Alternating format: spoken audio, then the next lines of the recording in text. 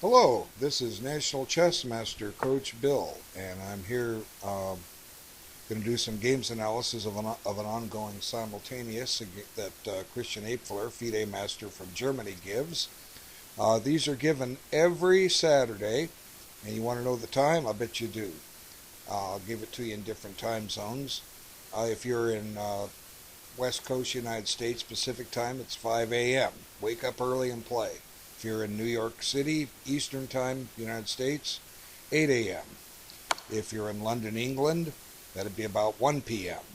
If you're in Germany, that's 2 p.m. And if you're in India, 5:30 p.m. So just about every part of the world is awake when these simultaneouses are going. So this is your chance to get better at chess by playing stronger players. How do you get better at chess? You play stronger players. You don't, if you beat up on the weaker players, all you learn how to do is win a winning game. That's what you learn. That's you play stronger players and they beat you, and you learn from what they do to you. Okay. So right now it looks like he's got one game already ended. One, two, three, four, five, six, seven. Oh, you've got 9 games going. That's pretty good. Let's look at the game that ended already. How did this win? Okay, so one of the first things let's get this out of the way. I have to bring it up every week. We're going to talk about the time. The time control they play here is in the simultaneous is you start with six. Yeah, I'm here. I hate this message. Uh, okay, I'm going to have to put up with that the whole session here. Okay, let's talk about the time again. Um, you get 60 minutes to start, and every time you move, you get 60 seconds added to your clock. So you want to take your time. When you play serious chess, you take your time. I've got a little note here on the side. To learn to play better blitz and bullet chess, you must first learn to play better slow chess. You came to the right Twitch channel. So these get broadcast on my YouTube channel, and then later I play them on Twitch. Okay, so you got to take your time. As you'll find out, I'll talk about a lot. Bobby Fischer once said, "Blitz chess kills your ideas." Blitz chess is popular, but no title player got their title by playing blitz chess. They got it playing slow chess. Then they go, when you get good at chess, then you go play blitz chess and have fun. Practice openings, practice your tactics, and make new friends, okay? All right. So, this game ended already. But let's talk about time. Your goal, half your chess games last 40 moves. The other half lasts longer. And usually we can tell at move 40 what the likely result will be. Should white win, should black win, or should it be a draw? Doesn't mean it'll end that way, but that's a likely result. So it follows logic that you want to have use as much time as you can to reach move 40. So if you averaged 2.5 minutes a move through move 40, you'll use up all your time, and you'll have that 1 minute increment every move to finish the game. So here, both sides made 21 moves. Okay, that means they got 21 minutes added to their time. Now, we can forgive the master for playing quick, but we can't forgive you guys. Okay, so in effect, 7.5 minutes have elapsed off of White's clock. Let's go back to the beginning here. 7.5 minutes have come off his clock, and it means he gained 21 minutes. So he spent 28 minutes, approximately, or 27.5 minutes to make 21 moves. That's just a little over a minute a move. That's not going to get the job done. You have 2.5 minutes. You got to slow down and take your time. Okay, let's take a look and see what happened. Okay, so the game looks about equal here.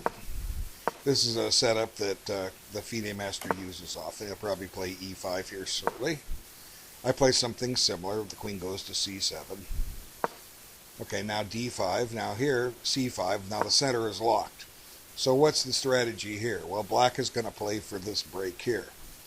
And usually in this is kind of this formation here, is common in the Czech-Benoni variation. That's d4, c5, d5, e5, e4, d6. So lacking that, white would need the pawn on c4, and then black will play for breaks here or here, and white will play for breaks here or here. Okay, and then we have a fight. Okay, usually one side will play for the king side, the other side will play for the queen side, and who knows what's going to happen. But that's your strategy. But it's a little different here because white doesn't have his pawn on c4. But the center's locked up, nothing's getting through it. Let's see how it continues. Okay, so both sides are developing, that's good. Now here he decides to voluntarily part with the bishop here. I don't quite understand that, but he does. He knows the system. He takes here. Probably, and let's look at his decision. See, he's making this move. 20 seconds are coming off his clock, so he didn't spend that much time here. He got a minute back, but he's just not spending enough time to make this decision. Okay, so, and as a result, what happens? White loses a piece just like that. Let's back that up and see what could white done different. See, he's playing his Zwischenzug, but then if he's thinking, well, if I'm attacking his queen, so if he takes my bishop, I'll just take his bishop. Well, black doesn't have to do that. Black just says, well, I'm going to attack your queen. Now, if white takes the queen, black takes the queen, and if white takes the bishop, black takes the bishop. He's a piece up. So the culprit is right here. It's moving too quick. That's what's costing you the point here. You just didn't take your time here. Okay, and when you're analyzing checks, captures, and threats, it's a lot easier to see forward because these are forcing moves. So the game now just gonna wrap up. As long as black is careful, wrong button. As long as black is careful, he will get the victory. So in a way, it doesn't matter now if white's going quick because against the FIDE master, you just don't have a chance. Okay, I would lose to you, anybody watching this video. If I had white here, I would expect to lose to you. Game is over. It's going to take a miracle for white to survive, and as long as white's trading pieces, black is headed for victory here. Now he's got a nice outpost here, can't be driven out. Pressure on c4, protection on f7. And here he doesn't want the pawn. We've got another game in mind here. Hit the rook. Uh-oh, now he's walking into a pin. So, here we can look at the culprit. 15 seconds came off his clock. So he only took 45 seconds on the move. That just you have 2.5 minutes. It's not going to cut it. And now just a matter of time. Black, this pin is good. There's no hurry to grab this bishop, but this is why you lost. Okay, so let's dispose of this. Oh, we have another game over. They played a second one. Okay, so he's kind and granted him a rematch, but that's the danger here is that you're going too fast. So kind of an offbeat opening. But as long as both sides are developing, it should be okay. I think this wasted time, but it took some pressure off d4. This wasted some time because white doesn't really want to use this square, and if he does put a bishop there, we can always break the pin with bishop d7. So a6 doesn't help black. Let's see, how long did he take on that move? 30 seconds came off his clock. So I guess he took a minute and a half, but you have 2.5 minutes. You got to understand that next time you play, you got to slow down. Give yourself a chance. The Christian does lose games, you know, if you slow down, you have a chance to find a better move. So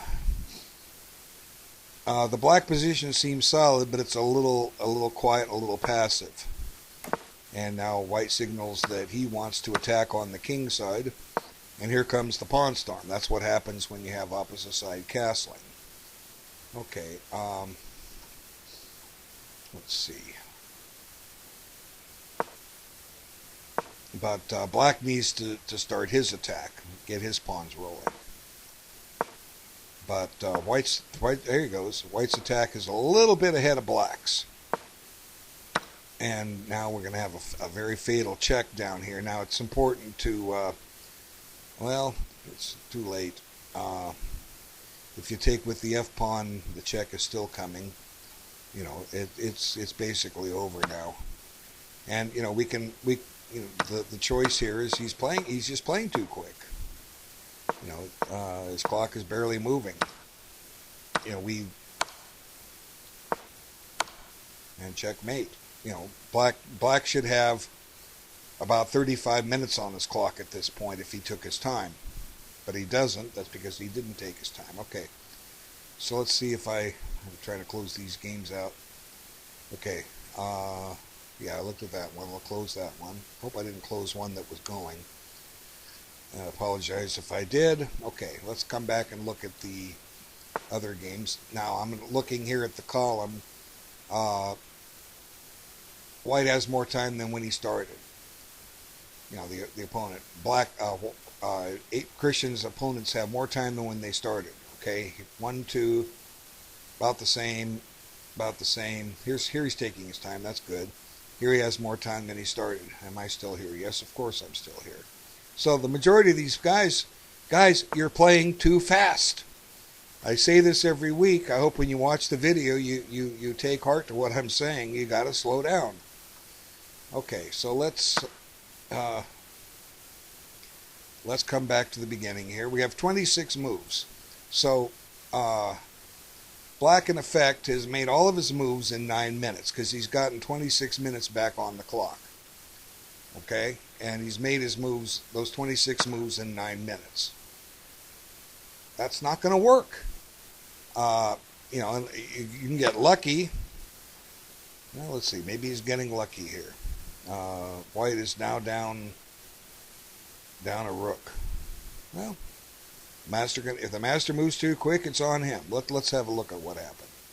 Okay, so we have a French defense, Tarrasch variation, and this all seems to be theory. A lot of times they push this pawn at some lines, and both sides' bishops are just have a bad time of it. This keeps the position open a little bit more. Okay, counterattacking in the center. This seems to be theory. We're close to it. Okay, so black is going to activate this bishop.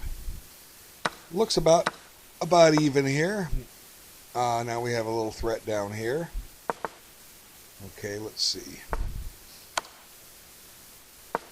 So this is wildly tactical. A lot of interesting stuff happening. That puts a severe weakness here. But maybe you had to. Let's back this up. Let's see.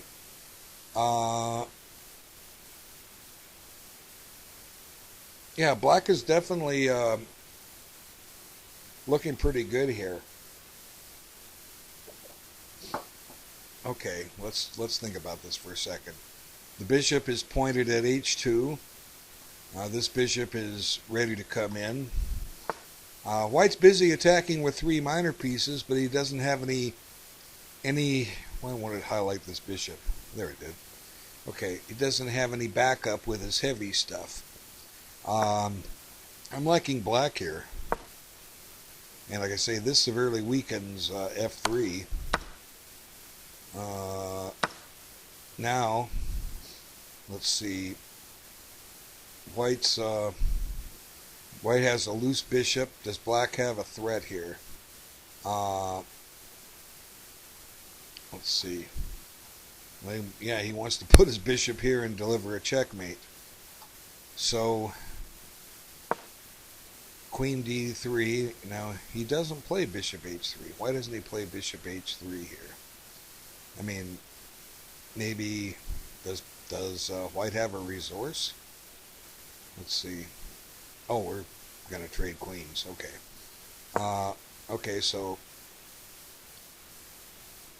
here, you know, now this bishop could be loose. If the queen trades, there's a knight check. The king moves, and you drop this bishop. So white's in trouble here.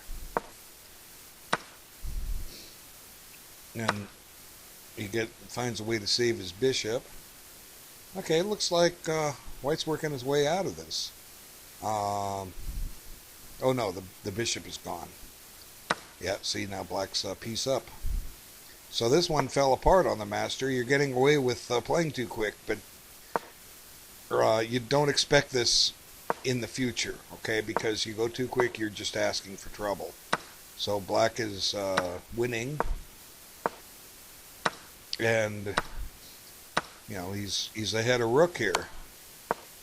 You can get a little bit back, but you're still going to be down a piece. Now it's a question: can white eliminate the pawns? If white can eliminate the pawns, he can hold a draw. So, a little puzzled by this game. How did this go down so fast?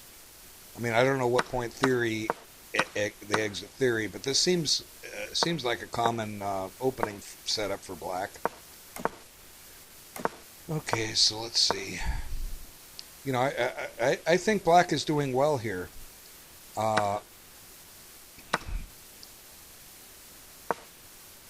But apparently this, let's see, the computer's giving a validation. I try to avoid that stuff. Don't use a computer.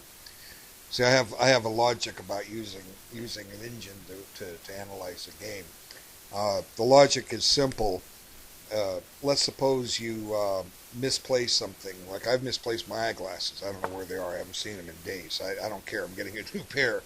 But if you misplace your eyeglasses, your wallet, your comb, your car keys, whatever, why do you always find it in the last place you look? It's a very interesting question. A lot of people go, I don't know. Well, the answer is, once you find it, you stop looking, right? That's why you find it the last place you look. Okay, so if you use an engine to analyze a position, it's showing you the answer, and you stop looking at other ideas. So, last resort on these things. But here, what I'm trying to find out is why black ended up with a winning game.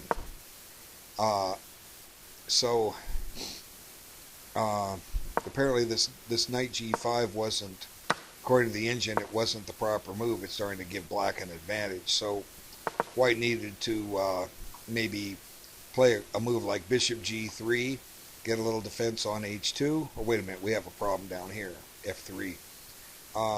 Yeah, probably maybe trade the knights and bring the bishop to g3. That kind of makes some sense here.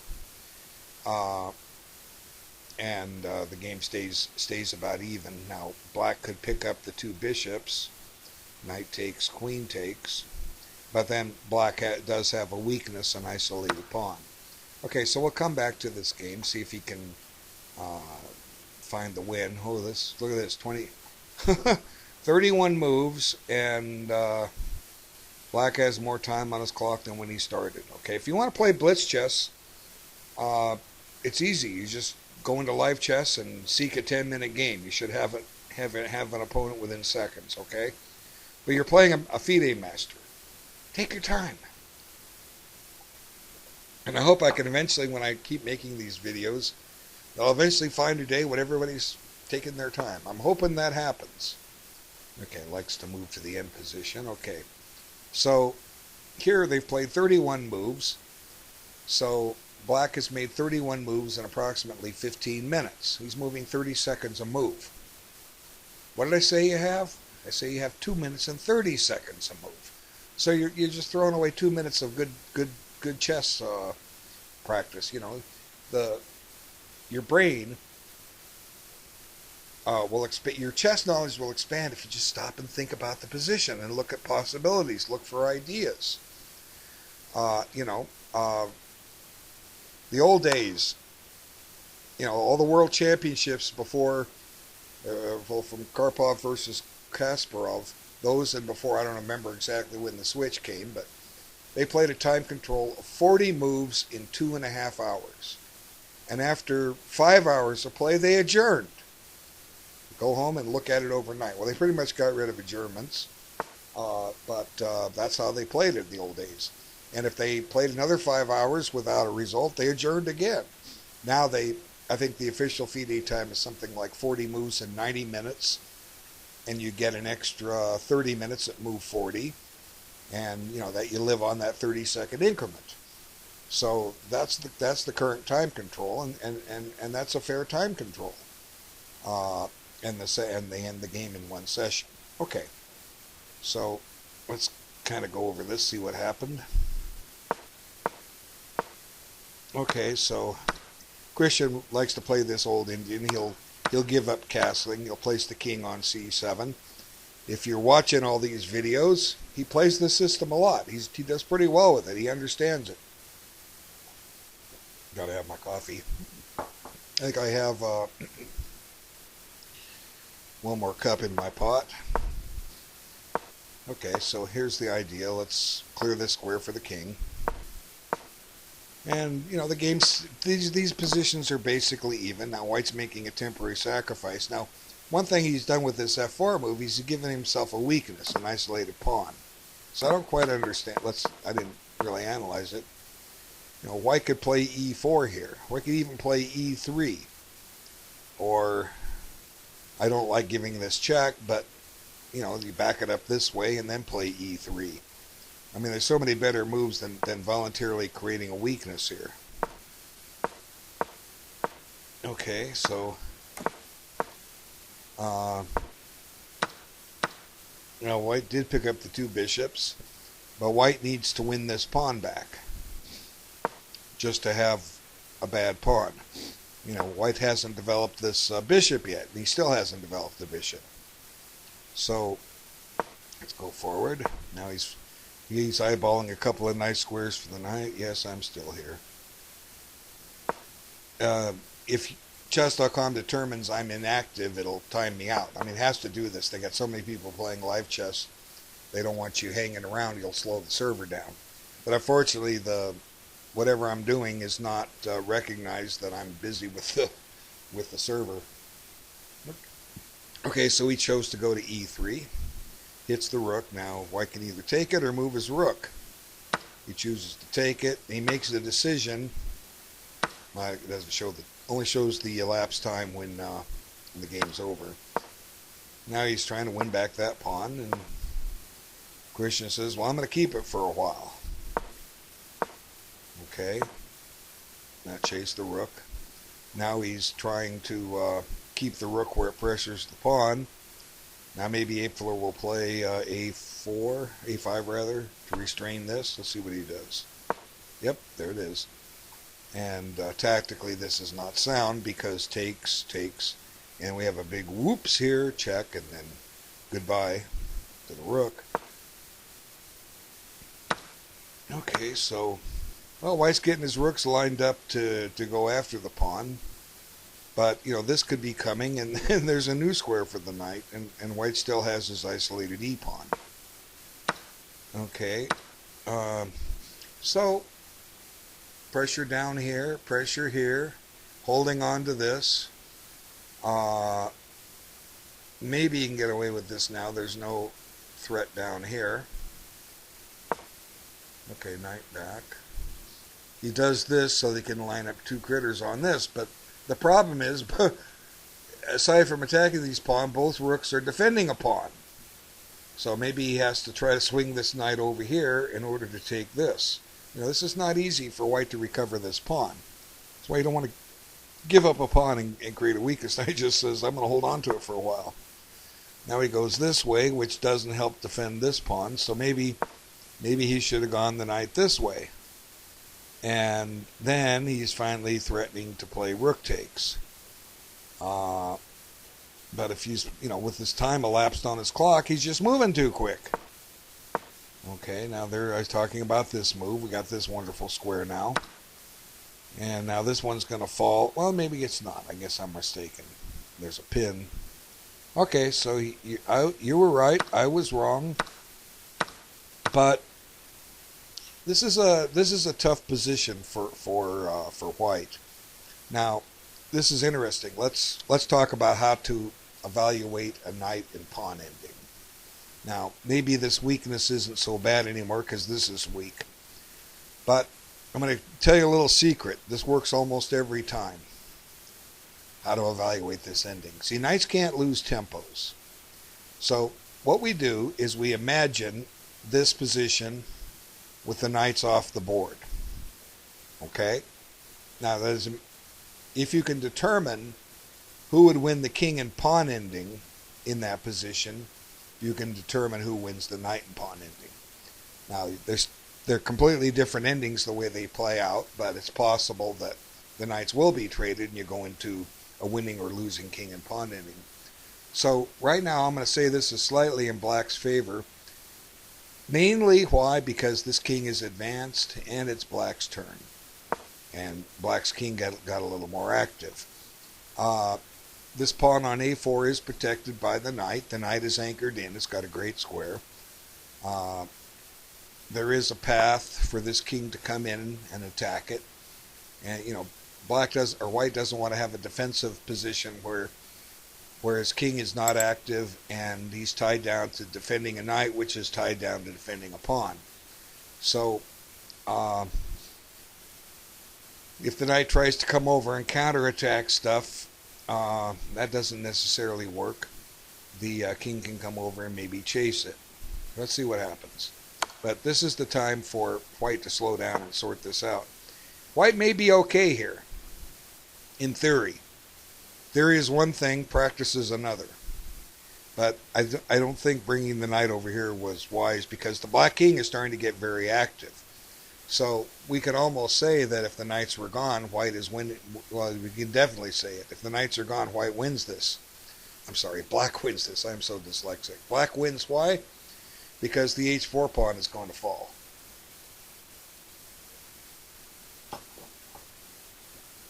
So what should white have done here? Well, we do have the potential this will come in here.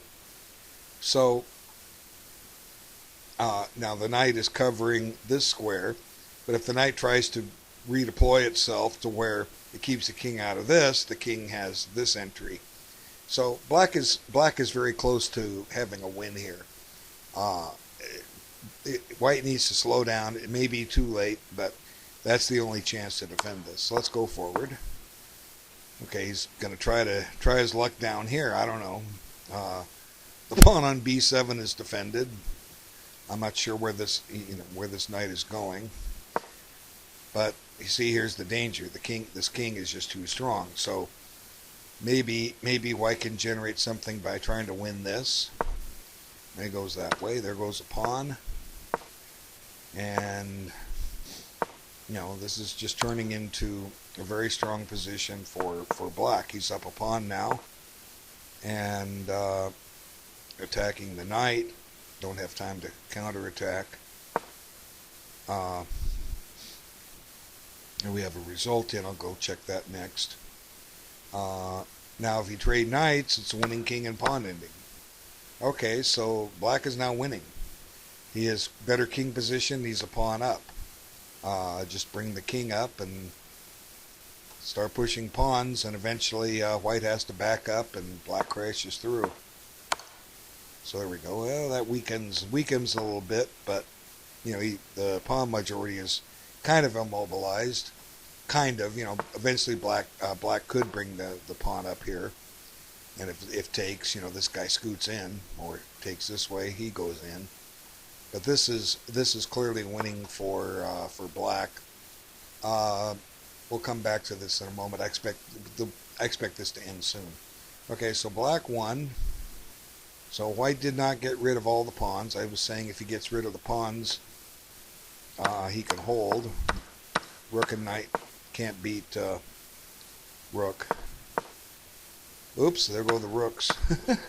Okay, so now we got to eliminate a bunch of pawns, and it's kind of hard with this knight chasing him.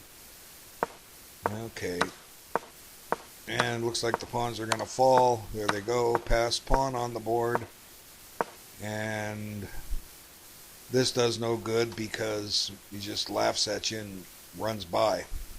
So a good game by black.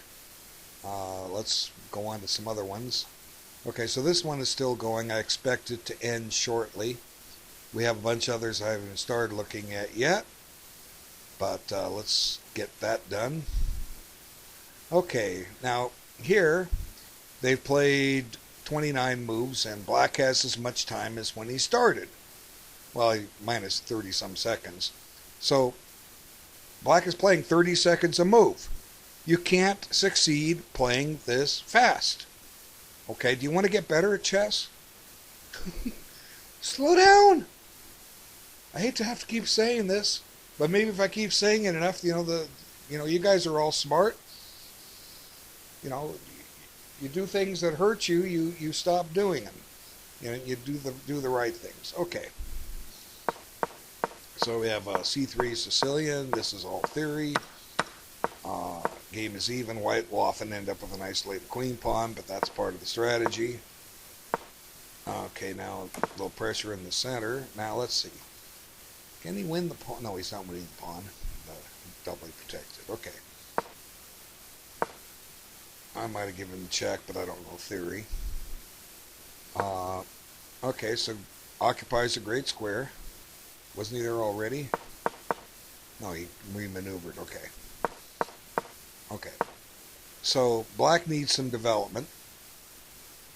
Got to get castled. Now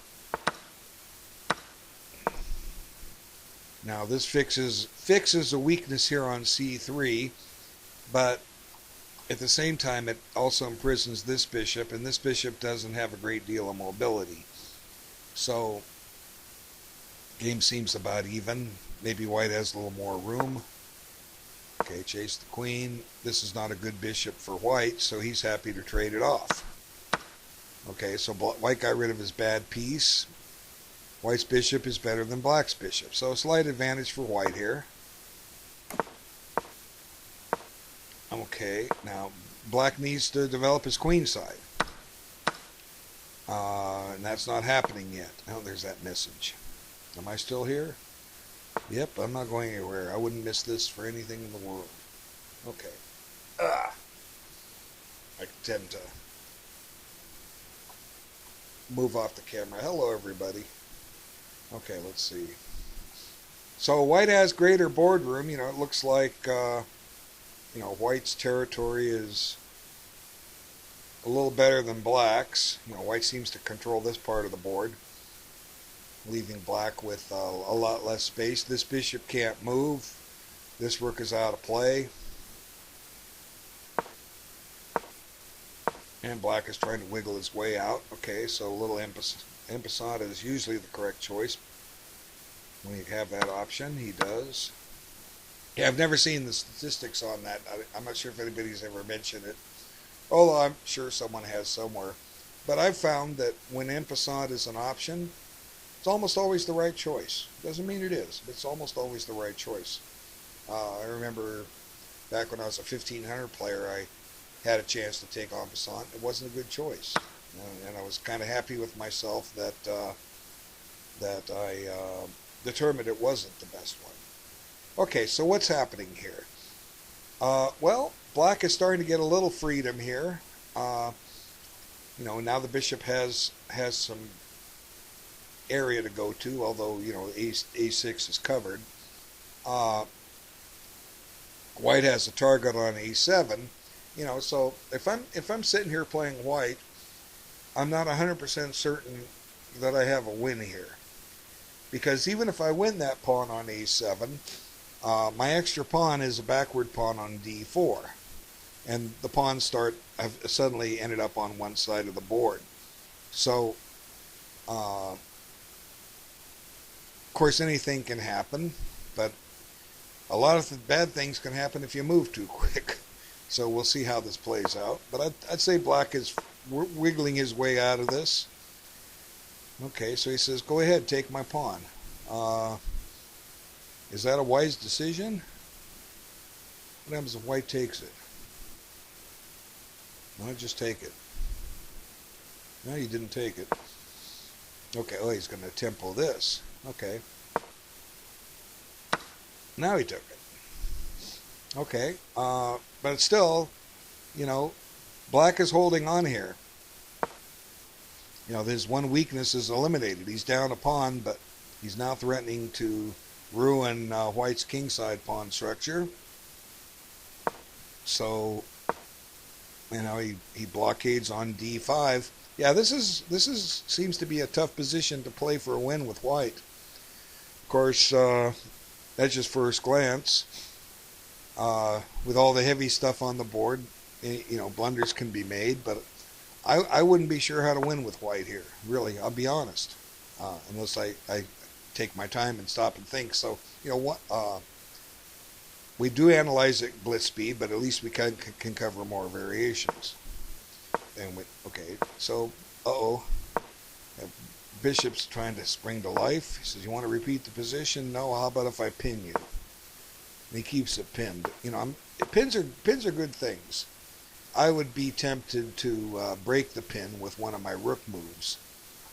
Then the logic is that if I want to double on either file, I can do it. You know, doubling on the D file might get some pressure down here on D4. I wouldn't stay in a pin, but that doesn't mean it's a bad move. I would break the pin. Now, I don't know, what if, you know, we got a pinned piece here. What if we just pile up on it? Rook B1. You know, force this rook off the file. Let's see. Well, we have to watch out for tactics. Like, for instance, you know, if this comes down and takes, there might be a check on the back rank. Might be. Okay. So he covers the back rank first. Now he breaks the pin. And black is looking for more exchanges. Yeah, black seems to be okay here. He's wiggled his way out.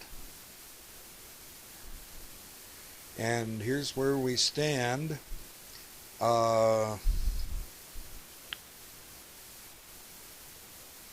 White's a pawn ahead, but how do you win? How do you win with the extra pawn? Okay, I'm going to move on to another game. Again, now here they're at move 31. Black has consumed almost 3 minutes off his clock. So he spent, white has, he's 31 moves in 34 minutes. You have 2.5 minutes a move. I'm reminding you too. 2.5 minutes a move, and you're moving in just over 30 seconds a move. No. Slow down. Okay. I think I have one more cup in my pot, so I'm going to step over here and see what I have.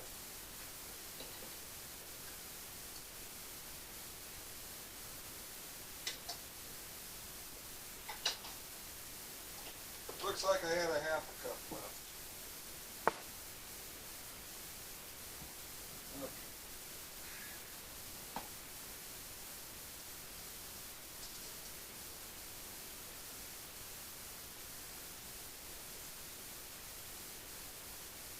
Okay. I like my coffee. Yeah.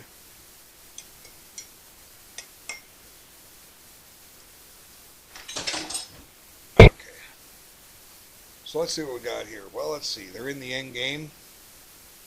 Black has a good knight. White has a bad bishop. How can I determine that? Well, it's easy. You should be able to determine it too. White's bishop is on the same color as all his pawns. That means the mobility of that bishop is cut down. Now, the only targets white has are these pawns. And potentially this one if he can win on c6. Potentially if he can win this pawn. So, black seems to be better here. This pawn is under attack. And there could be a threat to take this and activate the king and transpose into a winning ending. So let's see how this transpired. Okay. So we have this attempt at the old Indian again. Now we go this way. Okay, now this blocks your pawn. your e-pawn. Probably don't want to make this move. Bishop's not very active. It's a tall pawn. I call it a tall pawn. That's an old expression. The bishop is similar in design to a pawn in appearance, but it's taller. And it's acting like a pawn here. You know, building a pawn chain. It'd be more active on a square like f4. Okay, so he spends a tempo. So game is even. Now he's accepted double pawns. But the game seems about even. Now he undoubles his pawns. Okay. If I'm white here against Christian, I'm not altogether happy with my game because I've allowed black to equalize, but I don't think I'm losing this. Okay. The queens come off. So now here white starts making some fundamental errors. Okay. When you advance your pawns, you make them weaker. So this weakens both f3 and h3. And you say, well, so what? I don't see how black takes advantage of that. Well, we're talking 30 moves from now. We already saw the position. That h3 pawn was under duress. So what should black do? Well, first off, let's look at these guys. What are they doing? They're sitting there watching. They're not helping. Oh, we have game end. Okay, well, I'll come back and wrap that one up. But they're not helping the white position. So even though we have a weakness here, this is not something that black can necessarily take advantage of now. Now, it's possible he could take advantage of it but in the end game by getting the king down here 20, 30 moves from now. But a good move and logical move for white to play is bishop c4. Okay. Number one, it does attack f7. Now, of course, it's defended, but at some point, black may want to try to activate his king. And, you know, say the rooks come off, but you're going to have to stop and move that pawn to a safe square before you can do that. Bishop c4, bishop c4 also tries to double the rooks. So, yes, I'm still here. So I don't see how g4 helps white at all. It actually hurts him. And now here, Christian is willing to make some exchanges. Now here he declines the exchange and is going to give black control of the d file. Okay, so he anchors the knight in. So now the bishop chooses to move to a square where all it can do is go backward. So black could have had the bishop on a better square and he chose not to. Now he wants the d file. Now he's trying to activate this bishop.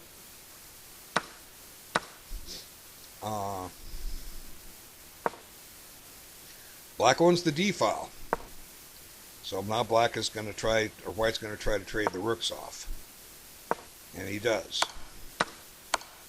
So white could be okay here. Could be is the key word. Could. Actually, white should be holding his own here. So even though he's made some weaknesses with those, with that pawn going over to h3, even though there's some weaknesses there, white should be able to hold because you need two weaknesses to win, and I don't really even see one for white here. So keep the pawns intact, all of them. Don't move them. There's no need to move any of them. Get the king centralized and, seek to trade off one set of minor pieces. Preferably trade a knight for a knight. Okay, so b3 doesn't help white.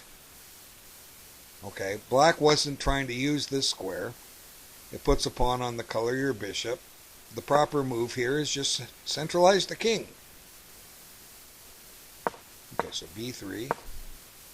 And there we go. Now, we got a pawn chain. c2 is kind of weak. It's the same color as the bishop. He did not centralize the king as needed. Let's go forward. Okay, so now he's going to fix these pawns on light squares. So he pushes by. This square is now under black's control, and black's king is getting active. Now white finally decides, I better get my king active too. But it's almost too late. The black king is penetrating. Here it comes. Okay, so black has a better king. White's definitely got some weak squares in this position. Dark squares, F4, B4. Those spring to mind. You can't defend F4 with a pawn. You could here defend this with a pawn, but then you weaken B3. This pawn did not have to move here. You're hurting your own setup. So now it looks like he wants to bring the knight in here and pressure this square. And here white says, please take my bad bishop. And black will do nothing of the sort. And now he gets the knights off, so now it's a good knight versus a bad bishop. White's probably in trouble now because of his king position. No matter which way the king goes, the black king has a road to penetrate. But here he chooses to go to, this is the position we started with, go to F4. And now he finally says, I'm going to go attack this. Put it on a dark square, it's immune. So now it's just a simple method of playing safe. What targets does this bishop have now? Just C6. And now the bishop has, the white bishop has absolutely nothing to attack. That was good coffee. Folgers in a cup. Okay. And here comes the king. And now we can penetrate, win this pawn. We can take this pawn with check. Then G4 will be weak. Well, we'll come back to this. Let's see how this one wrapped up. Black won. I don't remember where we left off. We're close to it. Okay, so we got the knight and pawn ending. And I seem to remember he forced the knights off. I thought, well, maybe I'm wrong. Oh, no. Let's see. I think the knights were still on the board. Okay, we'll just back up real quick. So the problem for white was the black king got too active. And, he sent his knight into black's position, but he has no targets that he can effectively attack. And now just traded into a winning ending. And there the king comes in, and it's all over. Black queen's well before white well. So just to wrap up, and there at the end of the game. But your problem here is you moved too fast. That's why you lost. Okay, let's close that down. So I'm going to come. There's still some games I haven't looked at. Okay, here now white's doing a pretty good job with his time. So we're going to say to white, if any of you that are playing Christian today, we're going to become a grandmaster. If one of you is, you're going to be it, because you're slowing down and thinking. It doesn't mean you're going to become a grandmaster. I said the most likely one to succeed at chess is you, because you're taking your time. And looks like you're even a piece ahead here. No. I'm missing. I can't see. I'm blind. I told you I don't have my glasses. I haven't seen them in days.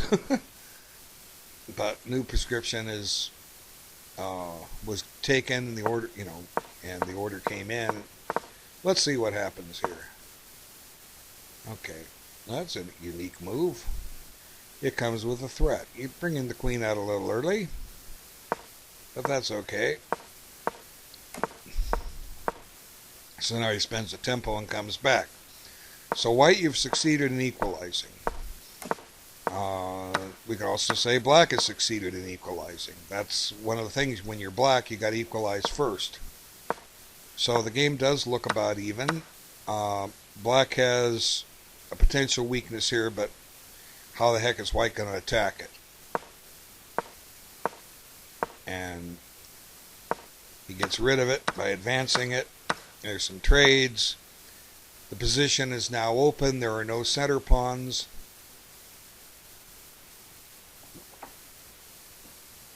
If I'm playing black here, I don't think I'm winning it.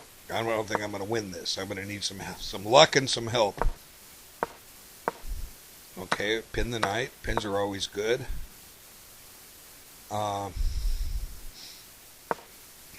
Take the file. And that's where we stand. So black will take back with his queen. And the game seems dead even. Okay, let's move here. Wow, another in-game. And black has, white has gained 25 minutes on his clock. So he's gotten 48 back. He spent 23 minutes on 48 moves. He's moving 30 seconds a move. He gets a minute increment, 30 seconds a move. And, you know, black has the advantage. Black has the passed pawn. My goodness. Okay. Let's see what happened. Okay, so Scandinavian defense. One of Christian's weapons in his arsenal. Okay, so d4 would have probably been a better place to put the pawn. So the game is essentially even here. Christian's opening repertoire does give him a lot of even positions, but guess what? He knows how to play them. And when you play too fast, you give him exactly what he's looking for, a chance to do something. So it looks, you know, game seems even, no real advantage the first move. Okay, so he gave a square.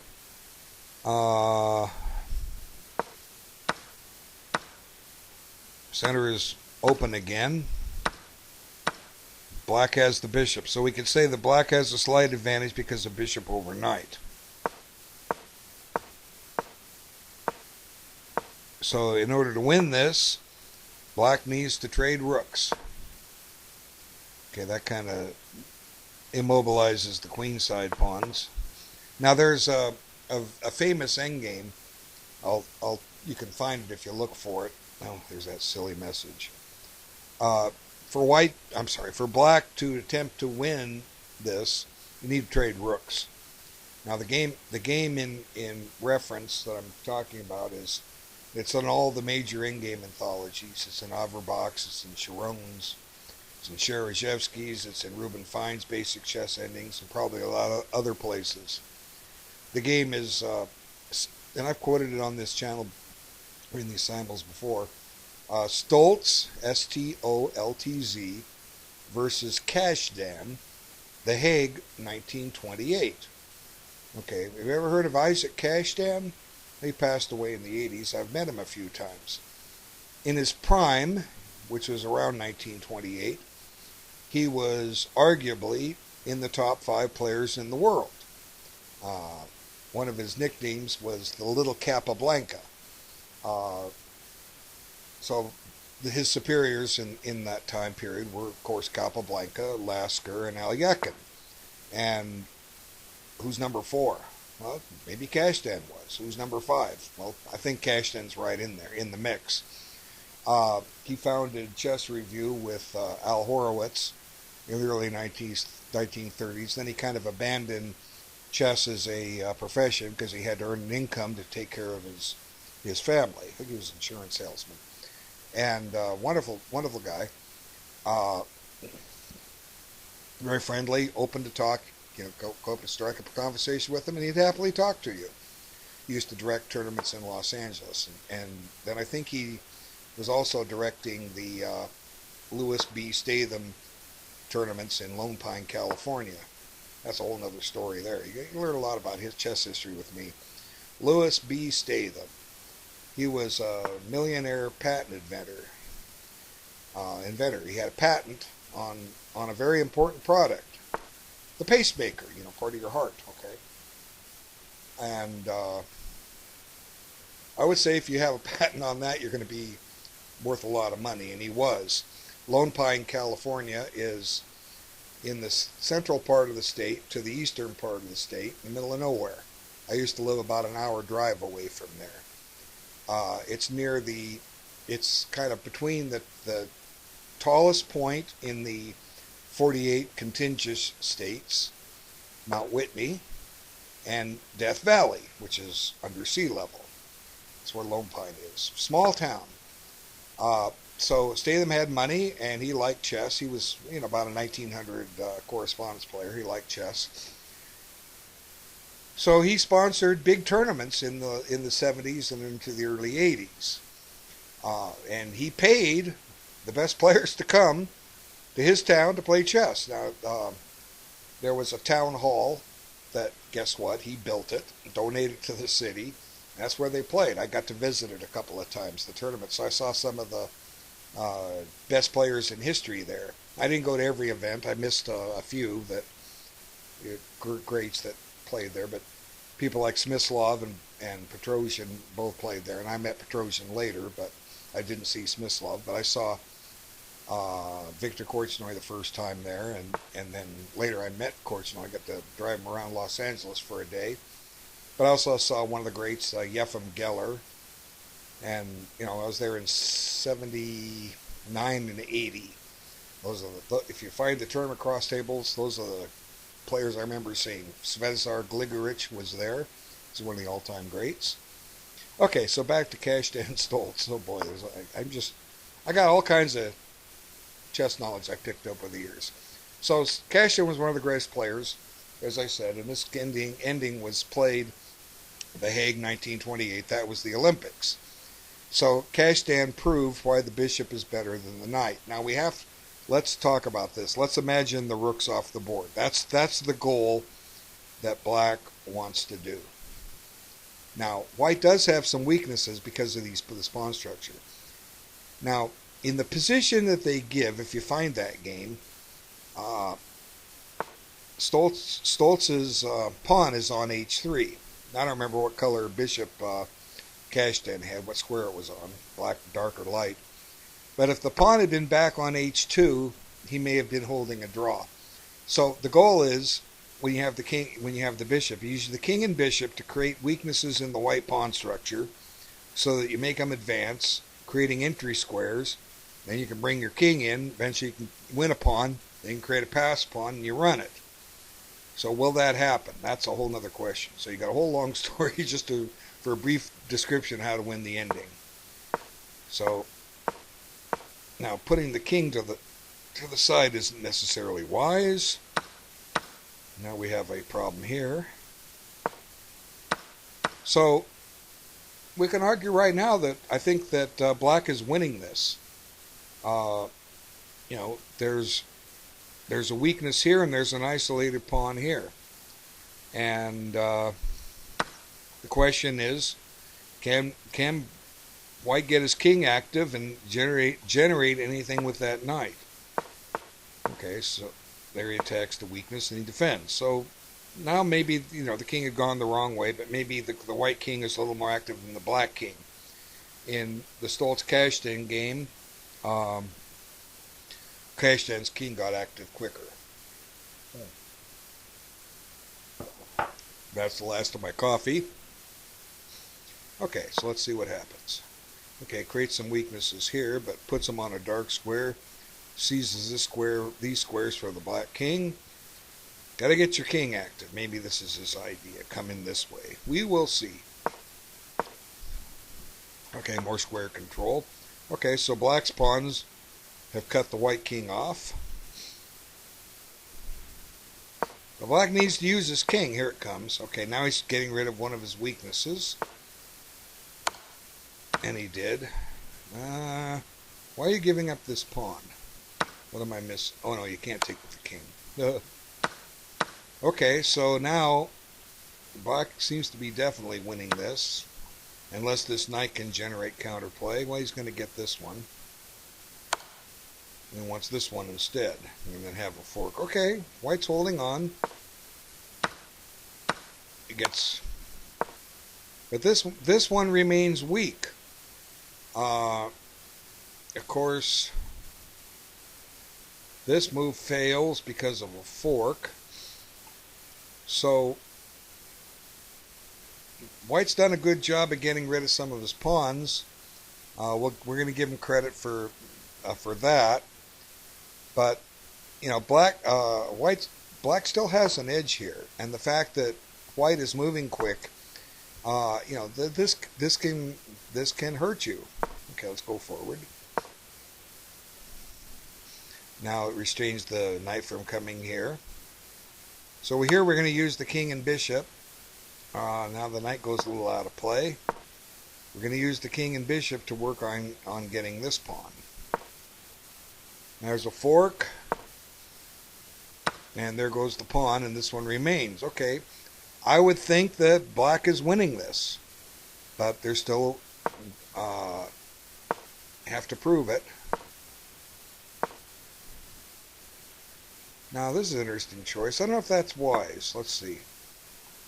I think black can play bishop here and say, if you take, I'll take, and I have the opposition.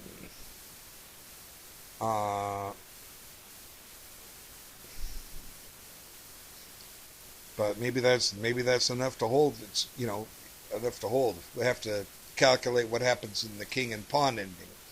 And I have a FIDE master friend that said, he gave some good advice. He said, king and pawn endings, if they become a possibility, I'm going to spend about 30 minutes evaluating if I win, lose, or draw. That makes a lot of sense. And guess what? Both sides have that time to take. So bishop g4, I don't know what the result is, but I know that it gets to a king and pawn ending. So let's think about it for a second. Bishop here, if knight takes. He doesn't have to take, by the way, but then pawn takes. Black gets the opposition, but white has better king position. So if we're analyzing this out, we have to consider what happens if the king goes this way, or what happens if the king goes that way. So that's how we start the analysis, and we start working it out. Now, let's imagine the king going this way. Okay, now if we go directly for the A pawn, 1, 2, 3, 4. We don't have to go here. We may not want to go there. 4, 5, 6, 7, 8. Black gets a queen in 8 moves. White gets 1, 1, 2, 3, 4, 5, 6, 7, 8, 9. So who got there first? Just like here, if it was black's move here, white might be holding, because the check, we don't get any further. So that may hold. That may be a draw. And well, it ended in a draw. Okay, well, I'm not sure what move we left off. Something like that did happen, or at a later stage. Okay, let's see where we're at, then we'll finish this one off. Okay, so he didn't play bishop g4 here. Here we're analyzing bishop g4. So that may very well be a draw, because remember, you know, bishop here, knight takes, pawn takes. Even though black queen's in 8 moves, you know, let's count it the other way. Here, here, here, takes, takes, takes. King here, king here. Push, push, push, push. Push, push. No, wait a minute. Something's wrong. Black. I've done my counting wrong.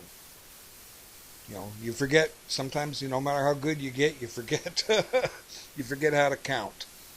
Okay, so when white goes here, his king is coming this way, and black is queening. 1, 2, 3. This is much quicker to use this way. 3, 4, 5, 6, 7. 7 moves? Wait. 1, 2, 3, 4, 5, 6, 7, 8. Okay, 2 out of 3 times I came up with 8 moves. It must be 8. I could check again if I want to be sure. Doesn't hurt. You have time on the clock. You don't have to analyze it perfectly. I mean, there are many times I've misanalyzed positions. I don't see the win right there in front of me. But if I have time on the, I'm not the quickest guy in the world. But if I take my time, I'll make sure I find it. I'm not a good blitz player. I freely admit that. That's why I don't have a blitz rating. Well, I kind of do. They've got an error they're trying to fix. My rating says 400. People laughing at me. I don't care. I'm unrated. I played 8 years ago. I played some fun blitz games with some of my students. Okay, and they were all unrated. I don't want a blitz rating. And I was always published at 2,000. Now I say 400. Okay, so black is queening in 8 moves. White, 1. Well, he's already here. 1, 2, 3, 4, 5, 6, 7, 8, 9. So white's queening in 9 moves. Oops. Now, whose move is it? Where is the white G pawn when black queens? If you can solve that, then you can tell if that's a draw or if that's a win. And I'm so busy drawing the arrows, I don't remember whose move it is. So now we're going to go through it the slow way. Okay. Alternating. Okay, king here, takes,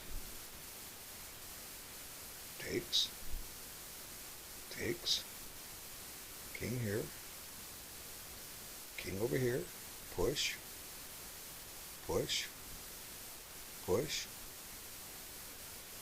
push, push, push, here, and black wins. Black wins because the G pawn is a known win for black. So there, we've solved what happens if he goes that way. But is there any rule that says that white has to go this way? What happens if white goes this way? Okay, let's count it out. 1, 2, 3, 4, 5, 6, 7, 8. 1, 2, 3, 4, 5, 6, 7. Uh-oh. White queen first. They both have a queen on the board. Does black have an extra pawn? Yes, he does. Black could win that. Now, does white have to go either way? No, he can go back, and then when white's they go back this way, and if white steps in this way, he takes the opposition. Now we got to calculate that out. Okay, we're not going to calculate all this stuff out, or come back. Maybe white will just keep the opposition. So there's a lot to look at. Okay, so let's go forward. So he comes back. And he knows that if he takes the bishop, it's over. So he grabs this and he grabs this. So black should still be winning, but white's getting rid of the pawns. Now this bishop and knight neutralize each other. Neither side can make progress. Okay, let's go forward. Attack the pawn. But now black, actually white is holding this now. And the reason white is holding this is because this rook pawn is of the wrong color. White can just simply take this pawn and whose move is it? Yeah, white has the threat of knight takes g4, and black cannot queen the pawn. So he misses it here. So knight takes, bishop takes, and just king back here, and it's a draw. So white misses this, but doesn't really matter. He discovers it. Doesn't really matter, I guess. So unfortunately, neither side can win. Well, let's see. White, either side could win if they blunder, but neither side can force a win here. And now that's a stalemate. And that's the game. So I'm going to hold this one open. We'll come back and look at this a little closer. Okay, let's see. I haven't looked at this game yet. All these games I haven't looked at. Okay. But I like to give a thorough, get one game at a time. Okay, so the Caro-Kann exchange variation. Now, queen, this usually, black plays knight c6. There he did. Now the main line is bishop f4. He does.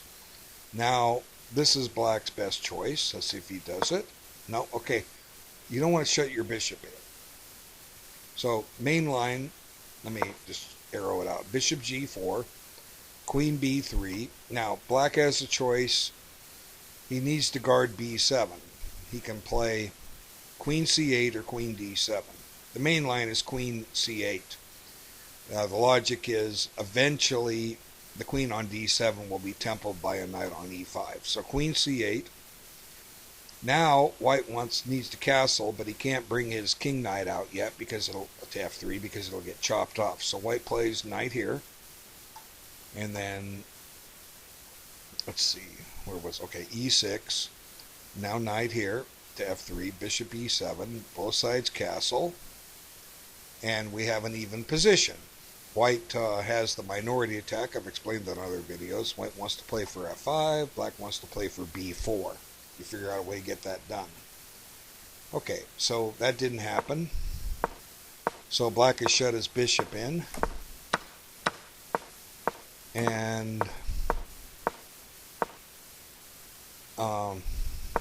black is taking his time. Well, not perfect. Let's see. We have 37 moves. So he's gotten 36 minutes back on the clock and spend another 58 minutes for 36 moves. That's under 2 minutes a move, but still too fast. Okay.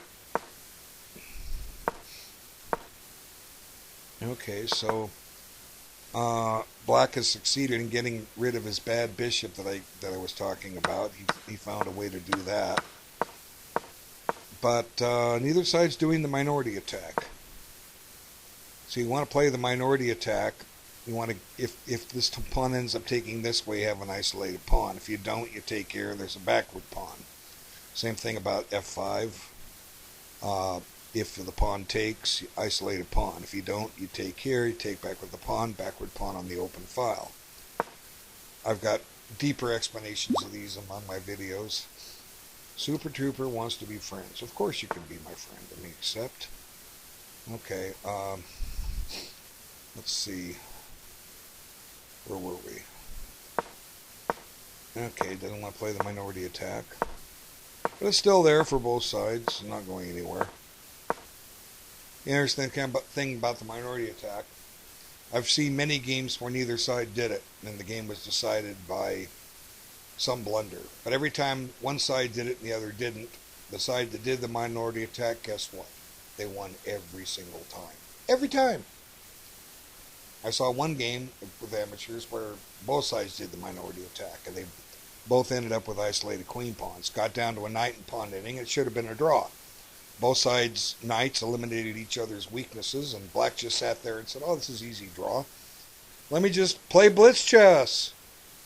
About 5 moves later, suddenly the white king and knight were working in great harmony, and black had to turn his king over. Don't play blitz chess.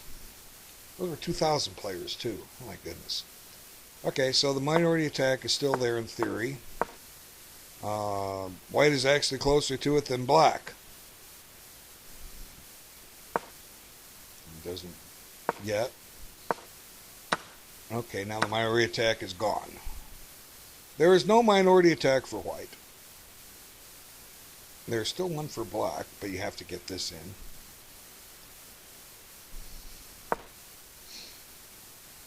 But anyway. So the game seems about even. White's got some weak double pawns. This pawn's kind of weak. These pawns are a little bit weak, but it seems about even. Heavy stuff on the board only. Okay. The black pawns look a little exposed, but okay, now there's pressure on these guys.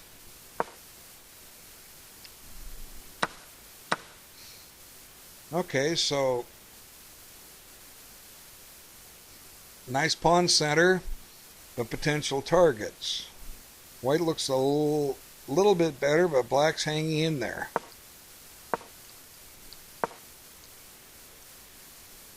Okay, deflection. If you take me, I'm going to take you. And then I'm going to maybe steal this guy too. There goes the D pawn. And that's where they stand. And white is clearly better here. Okay. I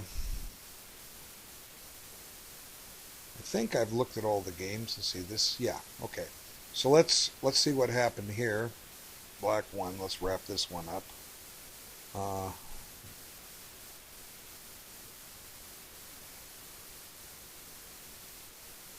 Black is running too many pawns here.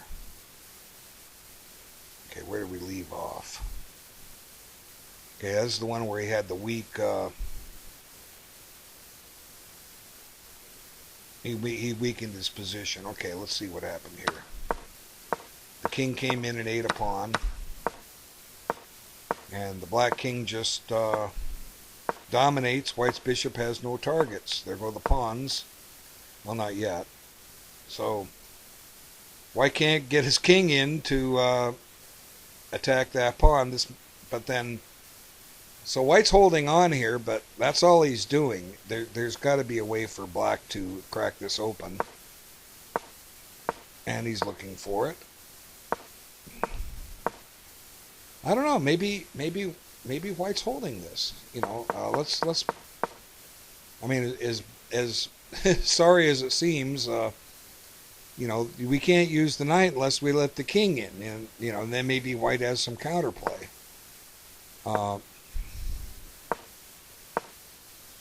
Okay. Well, you know, I'm looking at the evaluation. I hate to go. It says here that black has a clear advantage. With this king back here, he has no counterplay down here. So I think white needed to keep the king up, and black has to find a better way to king around this area, and black has to find a way to crack through. Meaning this knight's got to get active, and we might have to give this up. Black might, as sorry as it seems, black might be holding this. I'm sorry, white might be holding this. So just bring the king back up and make black prove it. You know, black just moving his king around. Now, sack the pawn. So,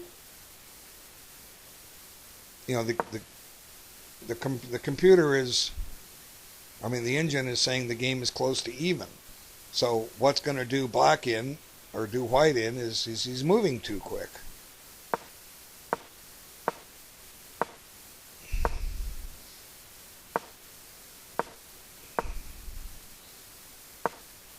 So now we got a target. So black is, or white's moving too fast here. So he's even, but this is the losing move here. And you know, his clock jumps from 106.21. Gained 39 seconds on the move. He spent 21 seconds on a losing move. If you go fast, you run into problems. There goes the pawn. Now it should be a win for black. Got to slow down. There goes the other pawn. And now we've just traded into the lost king and pawn ending. And that's it. Okay, so you had a chance. You messed it up. Let me back this up. Let's see, where was it? It was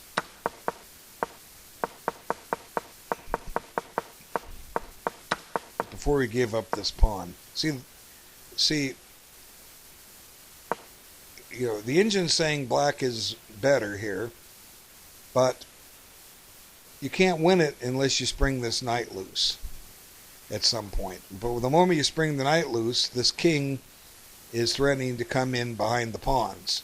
So it can get very delicate here, and I really don't have time to go into this, but if you're playing white here, you know, this, and anyone that wants to analyze, this would be a great thing to analyze. Okay, let's move on to the next one. Okay, now here's a game that ended it, we looked at that, it ended a draw. I said I might want to come back to this. Okay, so what I'm going to do is I'm going to pause the video and take a quick break. Let's see, we've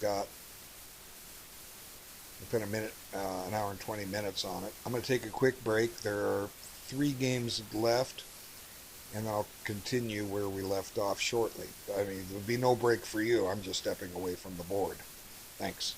Okay, I am back, and there's 3 games left. Let's see, where did we leave off with this one? Let's back up a little bit. Okay, so here, white was just starting to win pawns here. And e5 is under duress. White's pawn advantage is a double pawn for what it's worth.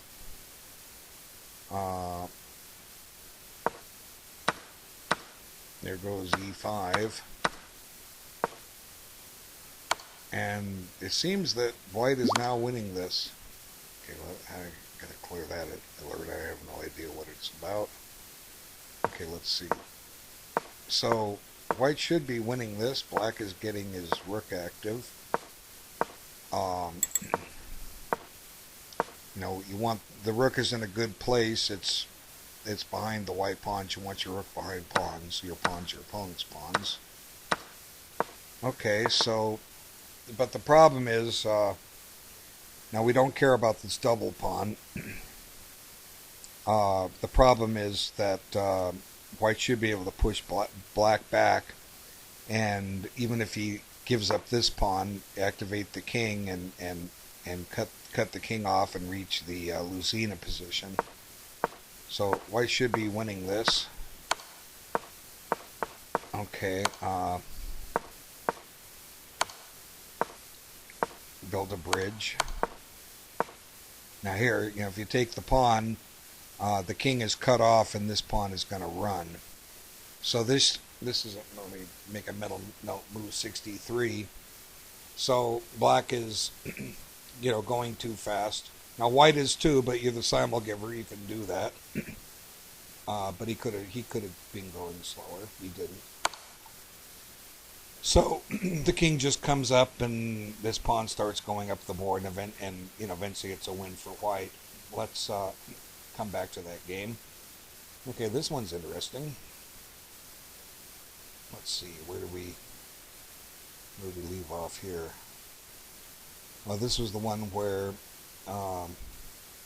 white had. I was wondering how white could win. You know, I'm worrying, you know, because we're down to our extra pawn is that. Let's see. Our extra pawn is a backward pawn. Let's see. Guess. Remember exactly where we left off. Let's see. I know he gave up the pawn here. Okay, now he missed a pin on that bishop. You know, the rooks needed to come up. He allowed the pawn, broke the pin. So white has just a slight advantage here because the pawns are on one side of the board, but black has his work cut out for him. So does white. They're very difficult to win here. Pressure on d4. White's king is active. Black's isn't. Okay, yes, I'm still here.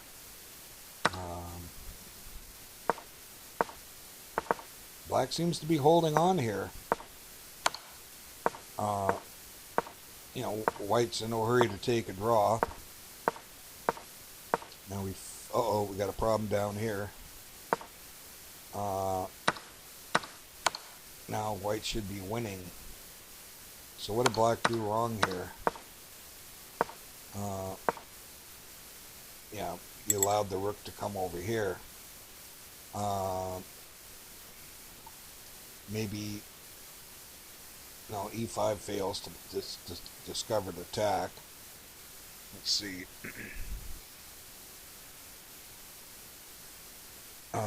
Maybe bring the knight, blockade the pawn, and the king can hold the pawn. Okay, so White should be winning this now. Yeah, going to be 3 connected passed pawns. So White should win that. And there it goes. And now Black has no hope. Okay, so that leaves this one where White is taking his time. Say this is the fellow. If anyone became a grandmaster, it would be him. Where did we leave off? Yeah, somewhere in here. Okay, so trying to create play against the white pawns. Chase them out. Okay, so the black queen is active. That can be a plus for white. I mean for black. White's biggest enemy is the clock. But you see, here's the reward, folks. He's got a relatively even position because he took his time. Now the burden's still on him. I mean, I've seen some people play Christian very, very tough. They still lost. They got short of time and they still lost, but they had chances, well into move 50, to hold. So this is White's reward. It's going to be easier for White to make a mistake with the remaining time than Black, but it's a long way off. Okay, so here, now it's White's move. He's getting chased away from B3, so White's done something wrong here. Probably advancing his pawns was wrong. You advance the pawns, you make them weaker.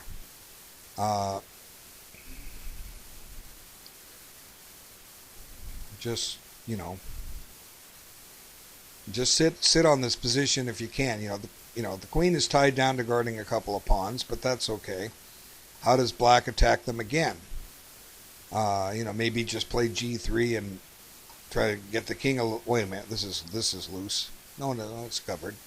There could be some tricky interference move, but I don't think that's any good. Just G3 and King G2 and hold your own. Okay, so we are F4 weakened E3, and now his plan is to expand on the queen side.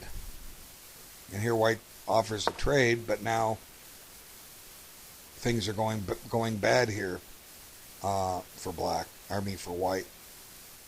But he's been holding his own pretty well. Okay, what's happening down here? Okay, so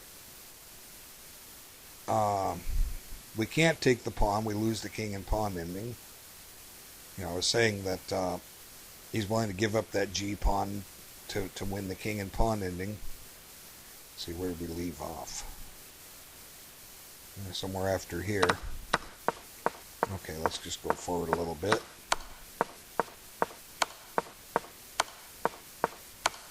Okay, so now the rook probably should have stayed down this direction where it can do more. Now he's trying to give checks. Now that G pawn is getting dangerous all of a sudden. But Black has held the pawns back for now. And here we are. Probably give the check. And I think we can drop the rook back, give up this, and win. Let's see.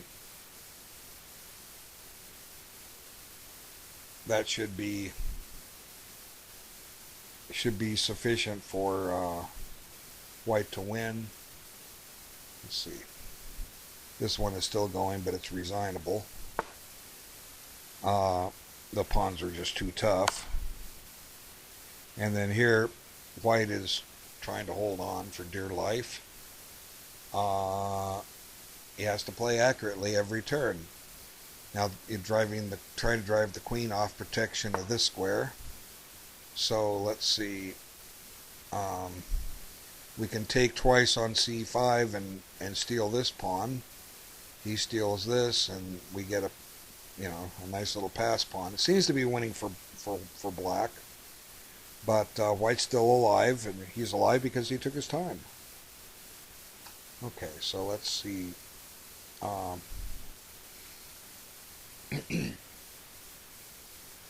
Down to 3 games, and the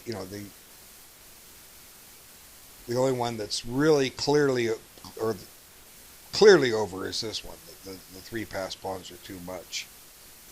This one is most likely over because we've got the king cut off, and this pawn is going to be advancing here shortly. Black is holding on, but barely. And then, I still want to come back and look a little deeper at this one if possible. Let's see, where's the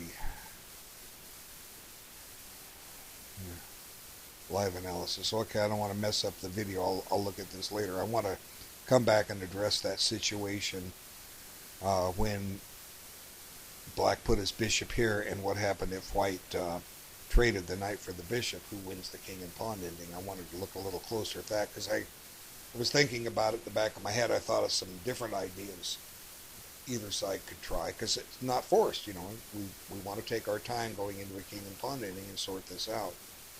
So I'm going to pause again and just take a break and let these games catch up. That'll make the final video shorter to watch because we're nearing a result in every game. Okay, I'm back. This game is going to end. White has forced checkmate. Just take the rook with check and mate on the back rank. That's simple. You don't even have to take the check. You can promote to anything. Black has to take it. So, black has played on too long. You played well. You had a chance, but you had to take your time. Okay, you just can't say that enough. Christian has been playing chess for a long time. He's experienced. He knows what he's doing. He won't play perfect in a simul, and he's moved quick, but you can't afford to do it. Okay, so I guess he's busy thinking about this position. No, wait a minute. It's black's. There, he did it. I would have promoted to a knight because you have to take it anyway. Now it's mate. So you played well to a point. The critical error was putting your knight on g6. Okay, so that game's over, and we have 2 left. This one is clear. This one's very interesting. It's clarified a little bit. Black maneuvered, or black maneuvered behind the pawns and started creating threats. I was talking about this possibly. He's going to drop a pawn. Now these are defended. So it's strongly in black's favor, but the presence of the queens gives the possibility of a perpetual check. The queen wants to check, be able to bounce back and forth and give a draw by repetition. And if you're just left with a rook pawn, it's very often a draw. But guess what? There's a lot of extra pawns on the board. So, white is playing for a draw. Naturally, he's happy with one, right? But he's got to earn it, and it's a lot of work here. So what should white do here? This is very interesting. The first thing working against white is the time on the clock. He's got to move reasonably quick, but he gets a minute increment every move, so that'll help. But you know, one idea is to try to activate the king. Okay, why would you want to do that? Well, it's simple. You don't care if black gets a perpetual check, but if you activate the king, you might be able to generate some counterplay to get that perpetual check, and in some crazy positions, even a mate can come in. So let's move forward here. Okay, so here his idea, I guess, is to check and check. And that takes this square away. And now he wants to check and check. So he takes that square away. So now it's up to white to try something. So here he plays a little defensive. Now, let's kind of rationalize this out. This is how black wins. Gets another queen on the board, right? Well, that takes 4 moves. So can white do anything to try to bust these pawns up? Whoops. Bust these pawns up and deliver a perpetual check. Well, he's got to be advancing his pawns. Again, he doesn't care if black takes perpetual check, right? Why should he care? Perpetual check. Okay, so it's not an enviable task for white here, but that's one method. He ends up playing queen e2. That lets black push his pawn. He doesn't. He takes this check away. Okay, yeah, I guess you couldn't push the pawn. You push the pawn, you walk into check, and goodbye. Okay, so queen e2, I guess we'll say is reasonable. Now, he has to defend this against a check. New message from somebody. Well, I don't have time to read that. Okay, so white is holding on. There goes the pawn. Okay. So black still has to prove the win here. Now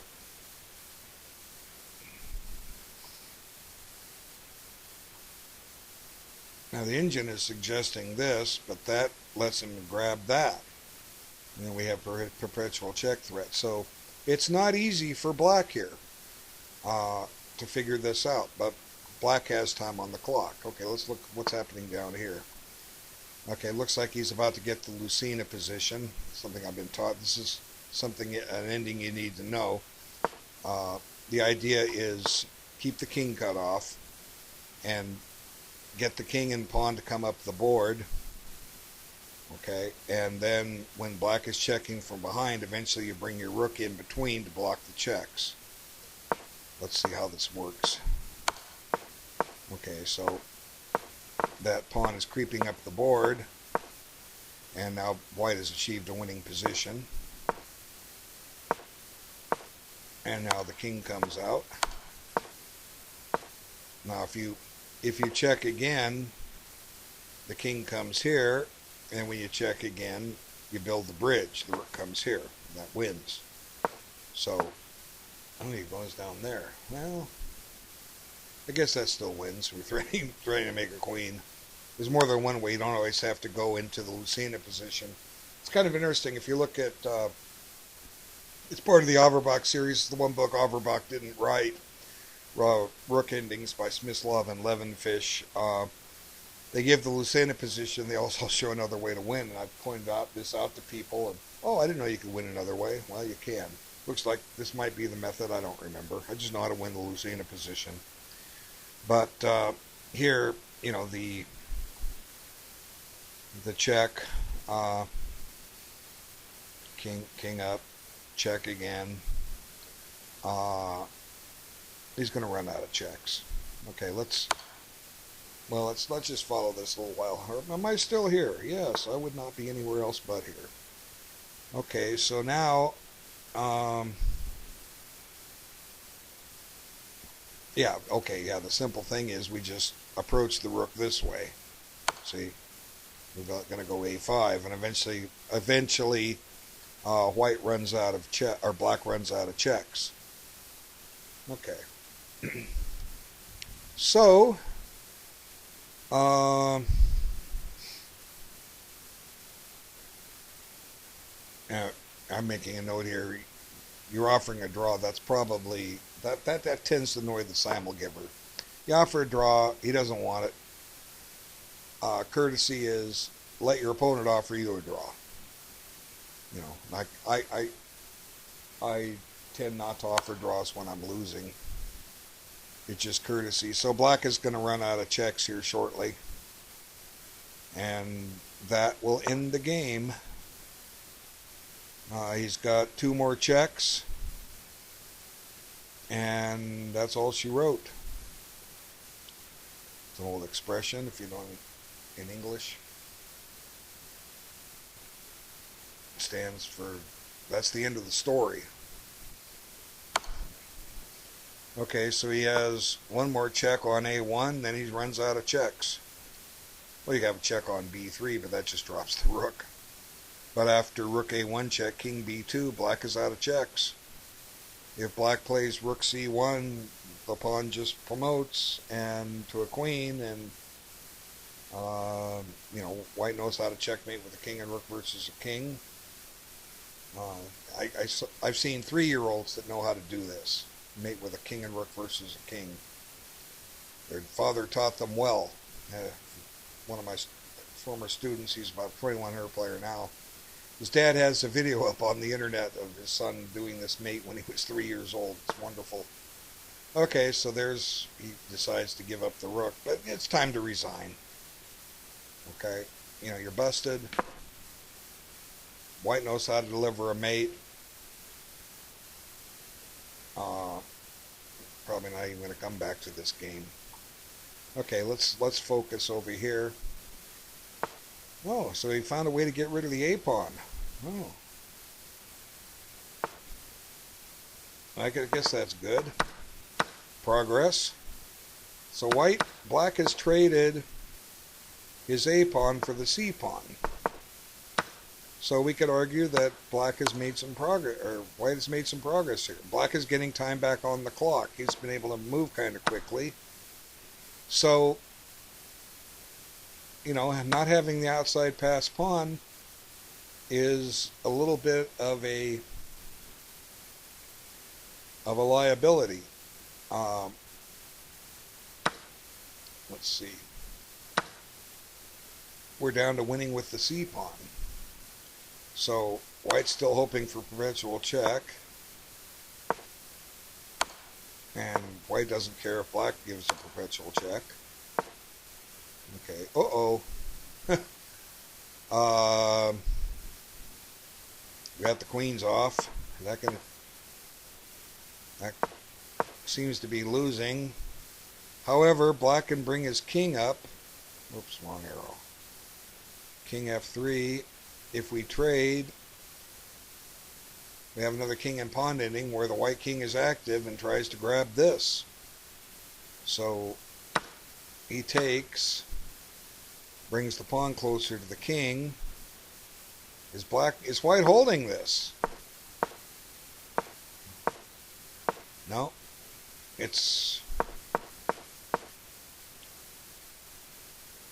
Seems to be over. Well, that's a shame. Okay. Okay, I'm just going to look here. Why are you playing on? He knows what to do. Okay.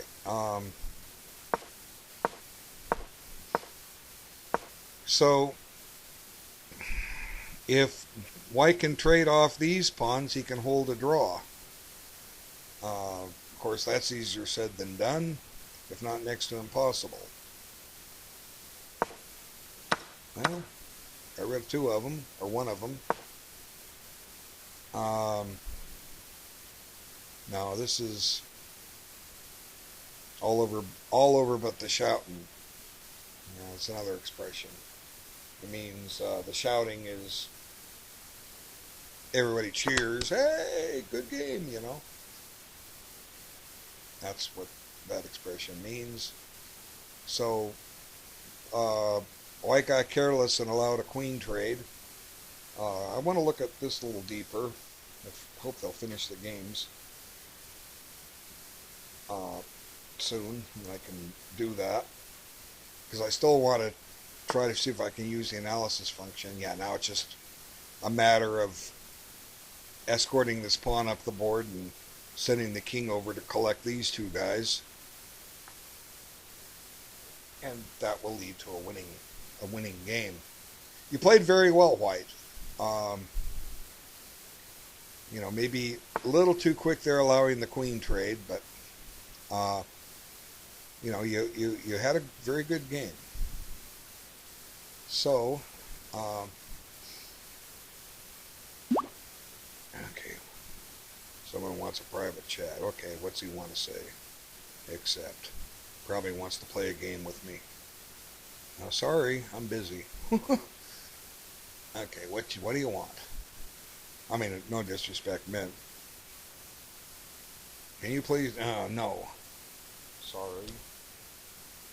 I only play my students and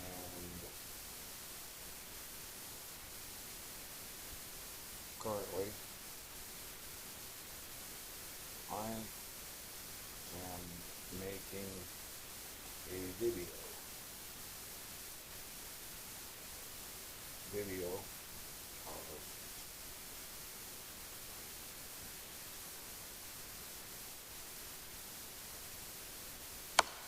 okay.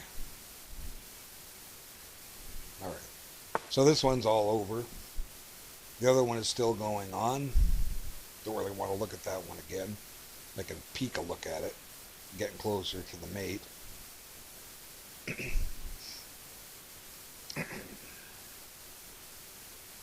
Well, let's go ahead and try this. You know, black is clearly winning this. I want to try to analyze both. Let's see, what's the trick here? Live analysis. The worst that'll happen is it'll mess me up and open up a new window. Let's try it, see what happens. Okay.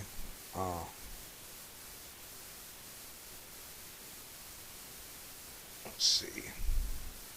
So where's the key point here? Was when he didn't play bishop g4. It was right in here. Let's see. Here. Okay, so let's look at this move. Now, this, and I said I had another idea here. Let me try to find it. Okay, it looks like the queen, the one that was a queen and pawn ending, ended. So they're just playing out one game. That's the mate with the rook. So it's time. You know, this cycle's almost over. We're just going to look at these positions a little bit and then call it a day. So what I was looking at was the king coming here and then the king going this way. Okay, who wants a private chat?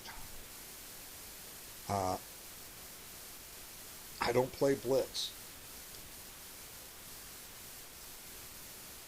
There we go. You tell me $25 and I will play you for 1 hour. Alright, there you go. Huh.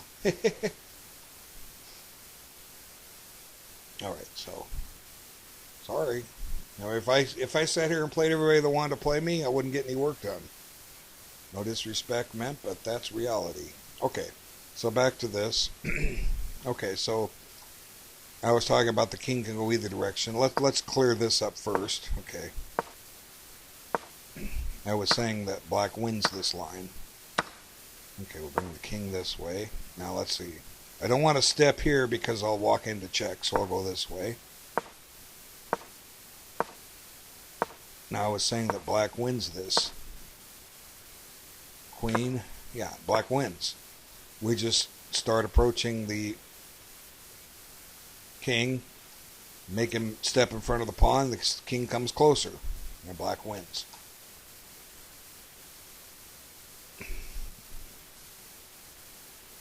Okay. No, I can. I already have. Okay, you have coaching. Go play your coach. No disrespect meant. And here, I'll just tell him. Play your coach. That's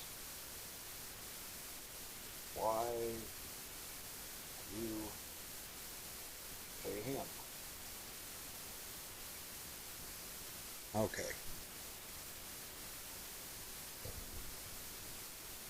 Okay. So black wins this. But there's other resources here. So bishop g4, knight takes, pawn takes. What if he goes this way? Let's look at this again. See, now we can't access directly. Now black doesn't have to go into this line. Let's see. I don't want to step onto the queening square. So this one holds. So bishop g4 failed if we go into this line. But there's no rule that says that black has to go after the pawn. Let's keep the opposition. I don't know, this could be a draw. So maybe bishop g4 doesn't work. I thought I had another idea that I was thinking of when I was away. So king c4 holds. So bishop g4 doesn't work. So somehow he has done something wrong. Okay, and looks like the other one ended.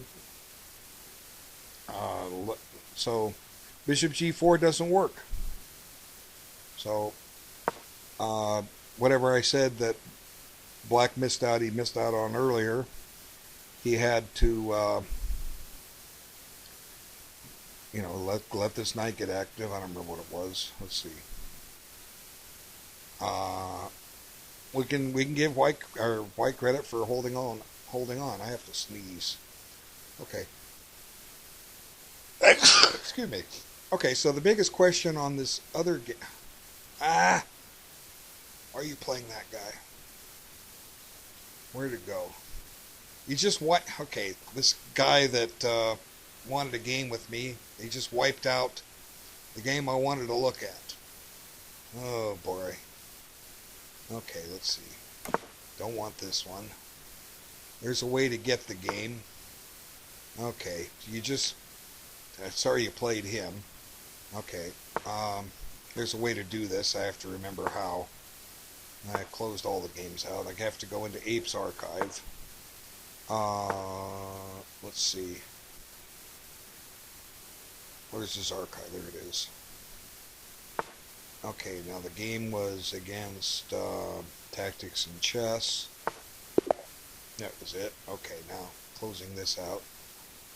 Okay, so there was a chance. The question I had was after the queen trade was allowed, if black brought the king closer. Okay, now white brought. Okay. So if you take, you want to look at taking because you say to yourself, well, I'm in a king and pawn ending, a pawn up, I should be winning. But the king is active. I don't know. Let's see, king over. This king is coming in infesting the position. That seems to be winning for black. So allowing the queen trade was the mistake. I don't have the times on the clock. Let's see. So with this check, he had to come up here, and it's still a fight. Black has to prove that he can win. My suspicion is black will win. Having the pawn is the big asset. But anyway, that concludes this simultaneous. Very well played, white. You definitely gave him a tussle. Okay, so just the critical errors seem to be way back here. Black can't really improve his position. just kind of sit on the game and make black prove things. Okay? All right. Well, thanks everyone for watching. Much appreciated. And I wish you all a wonderful time. The times, again, for the simul, 2 p.m. German time on Saturday. That's 1 p.m. London, 5:30 p.m. in India, 1 p.m. in London, 8 a.m. in New York, 5 a.m. in Los Angeles. So if you're in Southeast Asia or Australia, you're a little out of luck, but unless you stay up late. But the majority of the world is awake, and if you want to get better at chess, you can play them every week. Wow, I wish I could play them every week, but who'd make the video? But thanks so much. Thanks again for all who participated. Thanks for Christian Apfler, and take care.